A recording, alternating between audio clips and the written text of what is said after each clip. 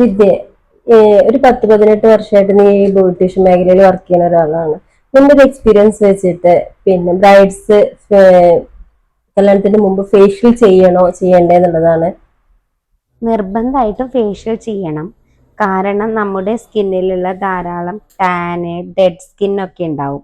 അതൊക്കെ ക്ലീൻ ആവാൻ വേണ്ടിയിട്ടാണ് ഫേഷ്യൽ ചെയ്യുന്നത്. ഫേഷ്യൽ ചെയ്യുന്നതിൻ്റെ ഗുണം എന്താന്ന് വെച്ചാൽ സ്കിൻ നെറിഷിങ് ആവും, ഹൈഡ്രേഷൻ കിട്ടും, മൈൻഡ് റിലാക്സേഷൻ ആവും, മേക്കപ്പ് ബ്ലെൻഡ് ആവും, ഗ്ലോ വരും, മേക്കപ്പ് ലോങ് ലാസ്റ്റിങ്ങും കിട്ടും. ബ്രൈഡൽ മേക്കപ്പ് എന്ന് വെച്ചാൽ ഒരു ദിവസത്തേക്ക് മാത്രം ചെയ്യുന്ന ഒന്നാണ്. അവർ പിന്നീടുള്ള ഇവന്റുകൾക്ക് പോകുമ്പോഴൊന്നും അധികം മേക്കപ്പ് ഉണ്ടാവില്ല. അപ്പോഴാണ് ഫേഷ്യൽ ചെയ്യുന്നതിൻ്റെ ഗുണം അവർക്ക് മനസ്സിലാവുക. കേട്ടിട്ടില്ലേ, നല്ലൊരു ക്യാൻവാസ് ഉണ്ടെങ്കിൽ ചിത്രവും നന്നാവുള്ളൂ.